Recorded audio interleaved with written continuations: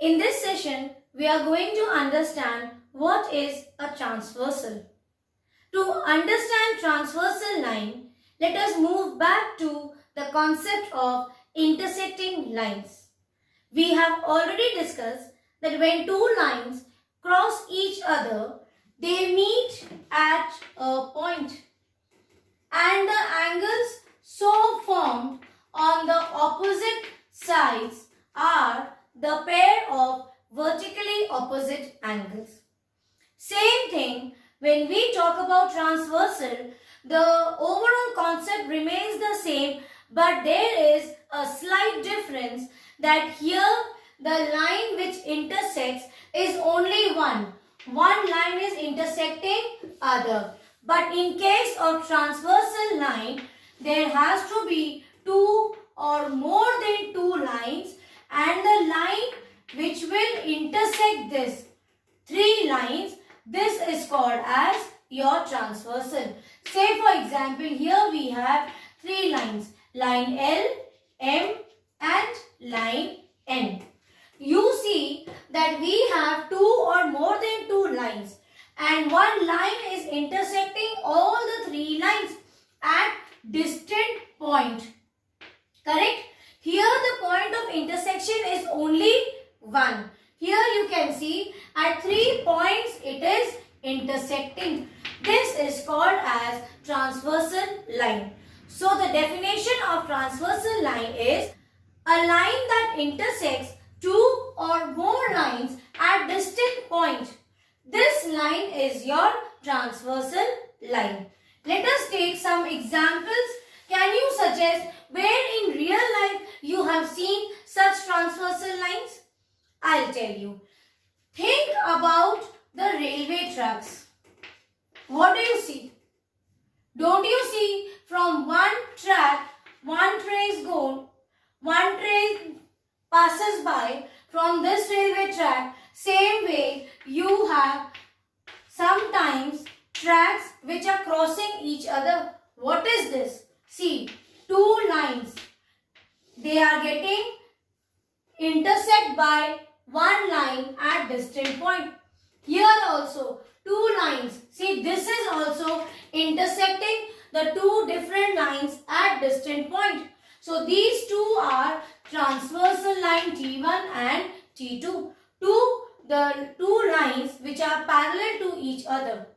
Here also we have cases that if we talk about, say for example, these two lines, and I happen to cross a line to these two lines, line L and M. Still T is transversal, but this line segment, the line, they are not parallel to each other.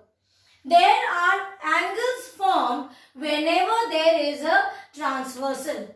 Where are angles formed? Angles are formed where you see the distant point. Near that you will see some angles will be formed. Is it clear? It is 1:4 ratio. That means if you have one distant point, you will see 4 angles are formed. That means if you have two lines, then you will see 8 angles are formed. Check. This is 1, 2, 3, 4. This is 5, 6, 7, 8. Now, here also we were discussing that when we see intersecting lines, it is not always that only you will get pair of vertically opposite angle like this or like this. Apart from vertically opposite angles, you will see other angles are formed. Take for example angle 1, angle 2, angle 3 and this is angle 4. So angle 1 and angle 3, they are vertically opposite angles. Same way angle 4 and angle 2, they are also vertically opposite angle. But what about angle 1 and angle 2? This is vertically opposite angle. But angle 1 and angle 2, they are adjacent pair of angles. Moreover, you see a D is formed. This is a straight line. So you can also say angle 1 and angle 2 are supplementary pair of angles. Why I am discussing? This is because even when you have a transversal and you get 8 angles in this figure, here you can see 8 angles are formed. And there is a relation between each other. That is, let us discuss. Let us begin from the common type of angles what we have already learned.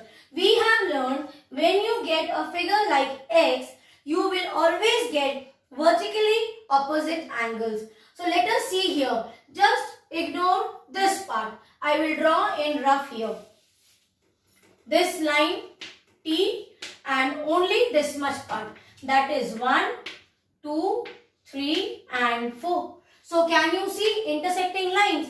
So what is this? X. You see you get X.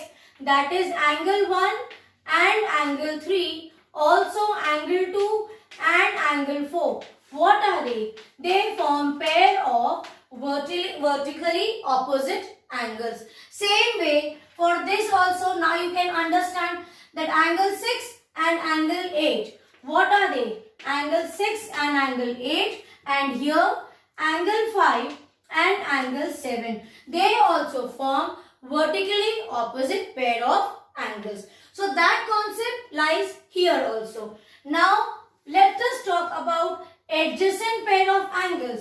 We have 1, 2, you have 3, 4, you have 5, 6, 7, 8.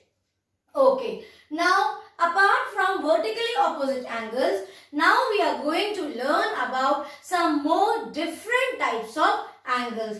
That is, first is called as corresponding pair of angles. Now what is corresponding pair of angle? Corresponding pair of angle means when, take for example, if I give you a shortcut, whenever you see a figure F in any orientation, it can be like this, it can be like this, it can be like this, it can be like this. Now corresponding pair of angles, you see here, these two, let me write. These two, here if I say about downwards F, what are these two? These two if I say are corresponding pair of angles. What do you notice? You see that the angles are formed on the same side. This is the corresponding pair of angle. So let us check from the figure. Corresponding pair of angles. Let me draw this one. See F. See, can you see this? This one. Okay. Let me draw. Here you see 1 and here is 5. See inverted F. That means corresponding pair of angles we get as angle 1 and angle 5. Same way, let us talk about this. See here, this is also what? F. It is like this. Check. Here you have 2 and see here, this is 2 and here you have 6. So 2 and 6 are also what? Angles are formed on the same side. So 2 and 6 is also corresponding pair of angles. Same way, let us now check for other F's. Yes, you see here. Let me draw this one. See F. Check this one.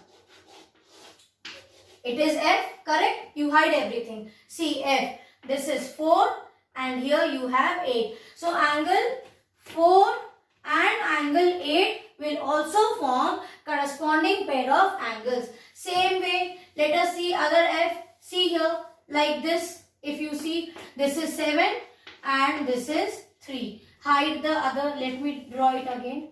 This one, only this part. This is 3 and this is 7.